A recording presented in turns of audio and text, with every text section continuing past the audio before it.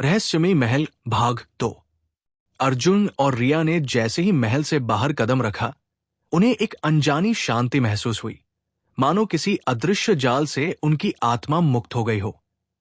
लेकिन उनके अंदर एक अजीब सी बेचैनी भी थी। महल की जगह अब केवल मलबा बचा था, लेकिन उसमें से निकलते धुएं और सन्नाटे में कुछ असामान्य था, मानो वो जगह अभी भी एक रहस्य को दबाए हुए थी। गांव लौटने के बाद अर्जुन और रिया ने अपनी कहानी सबको सुनाई। लोग ये सुनकर हैरान रह गए और इस बात को लेकर संतोष हुआ कि महल अब खत्म हो चुका है। लेकिन अर्जुन के मन में एक सवाल बार बार उठ रहा था। क्या तावीज ने सच में अभिशाप को खत्म कर दिया, या ये महज एक शुरुआत थी? कुछ ही दिनों बाद रिया ने सपनों में महल से जुड़ी रहस्यमयी छवियां देखने लगी। सपनों में उसे वही लाल रोशनी और अजीब फुसफुसाहटें सुनाई देती थी। अर्जुन ने महसूस किया कि यह मामला अभी खत्म नहीं हुआ है। उसने तावीज को ध्यान से देखा और पाया कि उसमें एक रहस्यमयी चिन्ह उभरा था, जो पहले नहीं था। तावीज को लेकर अर्जुन और रिया गांव के एक जाने-माने विद्वान से मिले, जो गांव के इतिहास और महल की कहानियों के बारे में जानता था। उसने बताया कि महल में तावीज को सुरक्षित रखना बेहद जरूरी है, क्योंकि अगर यह गलत हाथों में पड़ जाएगा तो उससे बुरी शक्तियां फिर से वापस लौट सकती है। अर्जुन और रिया ने तावीज को फिर से महल में छुपाने का निर्णय लिया।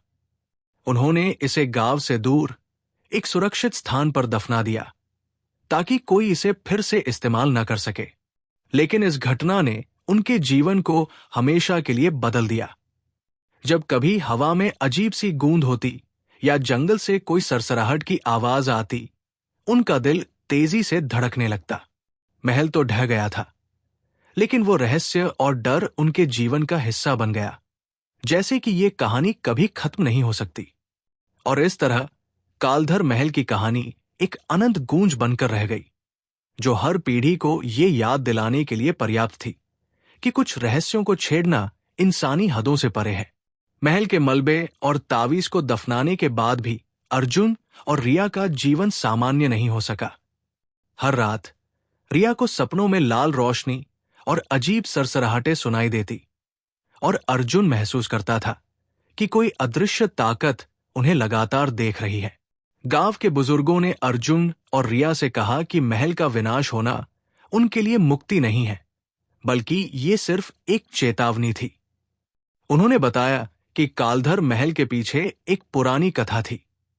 सदियों पहले महल में एक तांत्रिक ने अपनी शक्ति बढ़ाने के लिए अनगिनत मासूमों की बलि दी थी।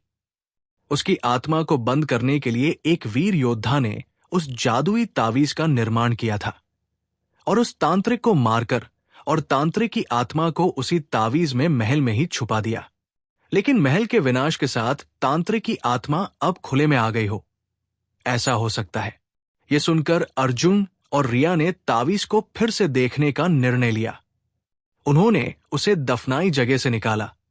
जैसे ही तावीज बाहर आया, हवा में अजीब सी ठंडक फैल गई और आसपास के पेड़ अचानक तेजी से हिलने लगे।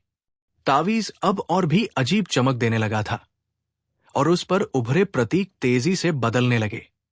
रिया ने महसूस किया कि तावीज केवल एक हथियार नहीं था, बल्कि एक जरिया था, जिससे उस तांत्रिक की आत्मा को पूरी तरह से नष्ट किया जा सकता था। लेकिन इसे सही जगह पर इस्तेमाल करना आवश्यक था। दोनों ने फिर से जंगल में जाने का निर्णय लिया। जंगल में वे एक प्राचीन गुफा के पास पहुंचे, जहां पहले कभी कोई नहीं गया था।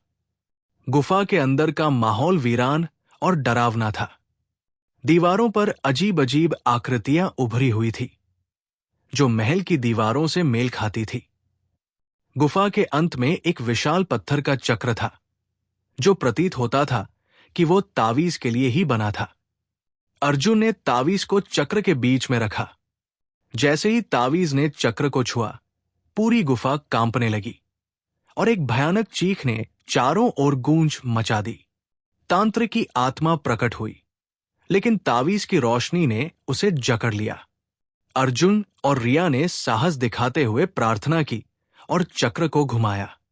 एक भयंकर विस्फोट और बहुत तेज रोशनी हुई और तांत्रिक की आत्मा हमेशा के लिए नष्ट हो गई। गुफा का हिलना डुलना धीरे धीरे स्थिर हो गया और अर्जुन और रिया ने महसूस किया कि आखिरकार ये बाधा अब समाप्त हो गया है। लेकिन उन्होंने इससे ये भी सीखा कि कुछ रहस्यों को हमेशा छुपाकर रखना ही बेहतर है, क्योंकि हर कहानी का अंत जरूरी नहीं कि शांति ही लाए। ये घटना गांव के लिए एक नई शुरुआत थी, लेकिन अर्जुन और रिया के लिए ये अनुभव हमेशा उनकी यादों में एक रहस्य की तरह बसा रहा। ऐसे ही मजेदार और ज्ञानवर्धक कहानियों को सुनने के लिए हमारे YouTube चैनल और Instagram चैनल को लाइक करें, सब्सक्राइब करें और अपने प्रियजनों के साथ शेयर करना न भूलें। शुभकामनाओं के साथ हमारे YouTube चैनल में आप सभी का स्वागत है।